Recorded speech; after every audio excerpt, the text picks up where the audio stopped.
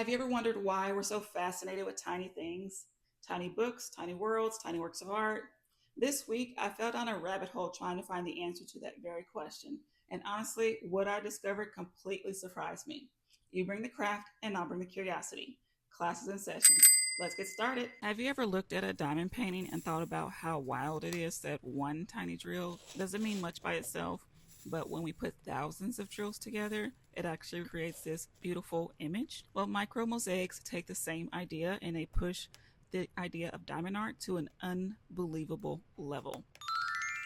So, a mosaic is artwork that's created by putting together lots of small pieces to create a larger image that's very similar with diamond art. We use our drills, the small pieces, and once we put it together, we have this beautiful larger image. Micro mosaics are exactly what they sound like. They're this extremely tiny mosaic where artists use incredibly small pieces to create detailed artwork. And when I say small, I mean tiny pieces. Their tiny pieces are actually called tesserae. So tesserae would be the equivalent to diamond art drills or gems. The mosaic artists carefully place each of the tesserae pieces by hand, which again is very similar to diamond art because we place the drills by hand. The smaller the tesserae piece, the more detail the artist can create. Thinking about the detail and the smaller the tesserae piece, the more detail they can create.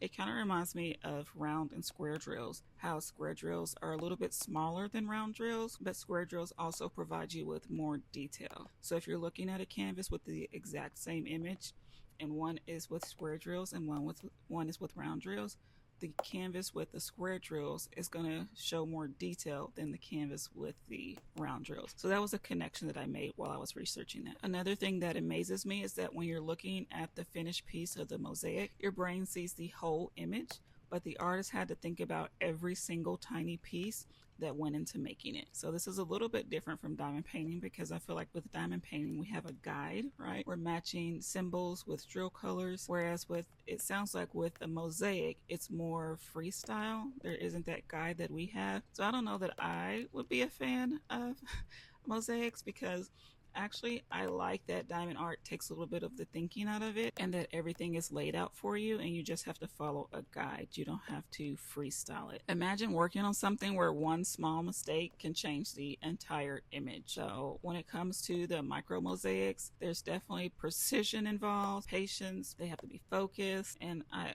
assume they often have to slow down too because going too fast, I think that you'd more likely make some mistakes. This is why I think that crafters understand this type of art, the micro mosaic, because we understand the feeling of spending hours doing something that requires patience and attention. Now I'm wondering what was the longest I've ever spent on one diamond painting project. I do tend to keep a record of how much time I spend on it, so I'll have to go and check and see how long I've spent or what's the most time I've spent on one diamond art project from beginning to end. I'd probably say it's close to 80 hours if I had to guess. But you also let me know in the comments, what's the longest you've ever spent on one creative project? So I just went and checked. The project that I spent the most time on was called Hazel's World, and it is from Diamond Art Club. It's from the artist Dakota Dwightweller, and it is a square drill canvas. It is 34.3 by 25.6 inches or 87 by 65 centimeters, and it has over 91,000 diamond drills. So that is probably the largest project that I completed, and it took me about 80 hours. If you're not sure what that project is, it is a girl who is letting her imagination just kind of go wild while she's in a library.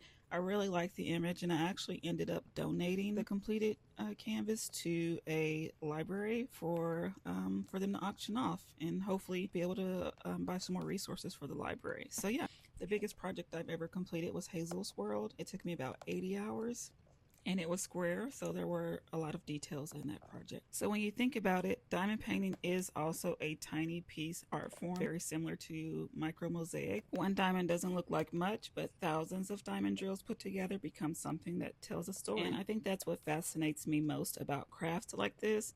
It's not just the finished product, it's the experience of creating it. So here's my question. Have you ever stopped while working on a diamond painting and thought about how many tiny pieces, how many drills had to come together before you could finally see the picture? Or maybe you're someone who actually enjoys the process more than the finished piece, and that's fine too. And while I was exploring the micro mosaics and thinking about how tiny pieces can become something bigger, I started thinking about another tiny creation. What happens when people don't just create tiny art? Have you ever seen a miniature room, a tiny house, or a book nook and immediately started imagining the story behind it? Like, who lives there? What happened there? Why does this tiny little space feel like it has a whole life inside of it? So, I want to share a story with you really quickly. This is actually what made me start thinking about this topic in the first place. While I was hanging out with my friend, we were talking about some of the crafts and things that we like to do. And I was sharing with her that I had seen some people on social media working on book nooks. And I'd never heard of book nooks before social media. And I thought that it was just like a pretty cool, clever idea. You just put it on your bookshelf between the books, and it's just a little nook, and there's like a little scenery happening inside this nook between your two books. And I just thought, wow, that's really cool. And so I let her know that that was something that I was interested in just in conversation. And then she ended up gifting it to me for my birthday, and I was so excited. But then I had this funny realization like, wait, am I cheating on diamond art if I build this book nook? But the more I thought about it, the more I wondered, why do we feel so connected to tiny things?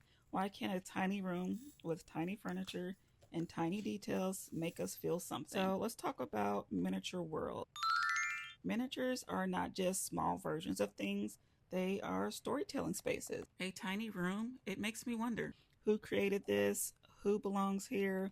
What is happening in this world? Or what details did the creator intentionally include? And I think that's what makes miniatures so fascinating, is that they invite us to imagine. Creators spent time designing the furniture, the decorations, the lightings, the textures, the tiny objects, the hidden details. The smaller the worlds get, the more important every detail becomes. Miniatures allow someone to build an entire world from their imagination. They could be tiny versions of familiar places and can remind us of our childhood, of favorite memories, of a place we love. Tiny worlds and miniatures make us slow down and look closer. And then I discovered something that I thought was so interesting. There are actually museums dedicated entirely to miniature worlds. What I discovered down this rabbit hole is that the most famous mini museum on earth is actually located in Germany. It's called Miniature Wonderland, and it holds the Guinness World Record for the largest model world. Inside the museum, you'll find over 290,000 hand-painted micro figures, 12,000 train cars, a tiny working airport with planes that actually take off, and very intricate miniature landscapes. So the entire mini city runs on an automated 15-minute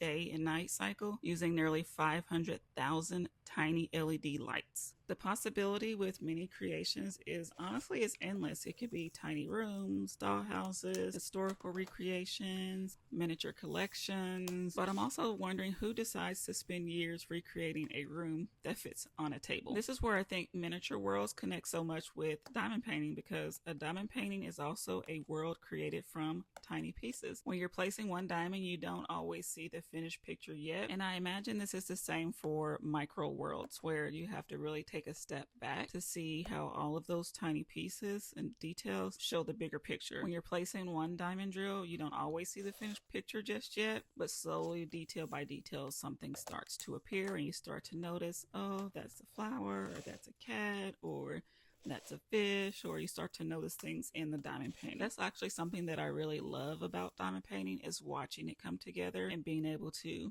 diamond paint and think, oh, okay, I just made, an eye or a nose or, some type of object or some type of animal. I actually enjoy that part. It's fun because you do get so involved in doing the diamond art. It usually takes a minute to step back and be like, oh yeah, I just did that thing, but you didn't realize it because you were so engaged and involved in placing the diamond that you just made. But all of that got me to thinking, maybe we aren't drawn to tiny things because they are small, but maybe we are drawn to them because someone cared enough to create every tiny detail. So here's my question to you. Is there another craft you've always wanted to try but haven't because you feel loyal to your current hobby? Or what tiny world would you love to create if you could build anything? And the more I explored tiny worlds, the more I realized something. Behind every tiny creation is a person who cared enough to make it. Someone spent hours, days, months or even years creating something most people might only look at for just a few seconds. And that led me to one of the most fascinating people I found during this rabbit hole, and his name is Willard Wiggin. I never heard of Willard Wiggin before I went down this rabbit hole, but when I first discovered him, I honestly had to stop and think, wait, what? Because I absolutely understand spending hours on a craft. I spend hours diamond painting, and I understand getting lost in the tiny details. I often do. That's why I spend hours doing it, because I get lost in it. But creating art so small that you need magnification to truly see it, yeah, that takes patience and dedication on a completely different level. So Willard Wiggins is a British micro artist known for creating microscopic sculptures. And when I say microscopic, I mean microscopic. Wow.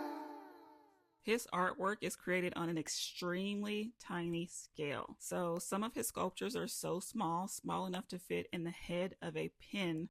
And yep, you heard me right. Pin, P-I-N, or inside the eye of a needle. That is tiny. His micro work is so small that it often requires magnification to fully appreciate the art. So imagine art that fits on a grain of rice. That's how small his micro art is. One of the most fascinating parts about his story is that his fascination with tiny creations began when he was young. He has shared that as a child he created tiny homes for ants and then became fascinated with miniature worlds. That's so cute. I have to be honest, I've never looked at an ant and thought I should create a home for that. So I think that that's kind of cool that that's where his mind went. Isn't that interesting? Something that started as a childhood curiosity became a lifelong creative passion for him. Started off as wanting to make a house for ants, and now he is a micro artist and tiny creator. That's so cool. All right, so to create art at such a micro scale, you definitely need extreme patience. Dare I say more patience than diamond painting? Because how? I can't even imagine how much patience being a micro artist would be. But yeah, focus. You need steady hands for sure. You need careful breathing, because it's so tiny and so micro. Just breathing on it, the wind from your breath is enough to cause issues when you're creating it. And also you have to pay incredible attention to detail. So do you think patience is something we're born with or something crafting teaches us? I'm curious. I don't know. I think it just depends on the type of patience, maybe, because I feel like I was a pretty patient person before I started diamond painting, but I feel like diamond painting takes a different type of patience, because I know you guys have done this where you spilled your drills, not only spilled your drills, but you spilled your drills on an area you were working on, so you can't just wipe them off. You have to pick them off one by one with a tweezer or with your fingers. That takes patience. It also takes patience to pull off drills when you put the wrong color on. So again, that takes patience, but does it take patience to the level of creating a design on something that is as small as a grain of rice? Maybe not. But I do think that diamond painting definitely takes a lot of patience. But let me know, do you feel like patience is something we are born with or something that crafting teaches us? I'm curious. Why would someone spend so much time creating something so tiny? I don't know. Well, I mean, we spend time diamond painting, and that is creating with tiny things. So, I mean, and I do it because it brings me joy. It relaxes me. It's calming. I actually do like the final image. So, I don't know. But I think that that's the part that really stuck with me, because if you don't understand crafting, you might look at something like what Willard did and think, why would someone spend that much time on something so small? But crafters understand, diamond painters understand, the value isn't only in the finished product, the process itself also matters. And honestly, this is where I saw the connection to diamond painting more than anywhere else, because someone who doesn't craft might look at a diamond painting and think, that must have took forever. And they're right, it does take forever. And oftentimes I get that question, because I do have some of my diamond art, my completed diamond art at my job, and several people I work with know that I enjoy diamond art, and so they'll ask me when I show them pictures of it, like, how long did that take you? And that's one of the reasons I started keeping a log of when I diamond paint and keeping track of the time, because that is a question that I'm often asked, and I wanted to have an answer that put everything into perspective. So just saying hours or days doesn't really hit as hard as me having a specific amount of hours, like 80 hours. But yeah, and sometimes I'm almost hesitant to tell anyone, because I don't want to be judged for sitting down for several hours working with tiny pieces to create this art. But yeah, I get it though. I get Willard, and I get how something that took him forever for someone who's not a micro crafter. From the outside, someone might look at that and just think, wait, what? How long did that take you? And it does take a while. But that's also the reason why we love it. The time isn't just what it takes to finish the project, the time is part of the experience. Again, it's just as much the process as it is the end product. Maybe the reason we love tiny crafts isn't because the final result is small or impressive. Maybe it's because creating something tiny teaches us how to slow down and appreciate the moment. So here's my question for you. What is something that you could spend hours doing that someone else might not understand? And that could be diamond art, but it doesn't necessarily have to be a craft. It could be if you really enjoy baking, if you really enjoy, I don't know, running, like if you run marathons, those take hours, but maybe you really enjoy it, but someone else might not understand why you enjoy doing that. So let me know in the comments about what you spend hours doing that someone else might not understand. Or have you ever created something that took much longer than people expected? You can tell me about that as well. After exploring micro mosaics, miniature worlds, and Willard Wiggins' incredibly tiny creations, I think I understand why we're so fascinated by small things, because small doesn't mean insignificant. Sometimes the smallest things hold the biggest stories. Before we go, I have one more tiny thing from this curiosity rabbit hole that I couldn't stop thinking about. When I received my book Nook, what fascinated me was that this tiny little space could tell an entire story. But did you know people have been creating tiny versions of books for hundreds of years? Miniature books weren't made just because they were cute.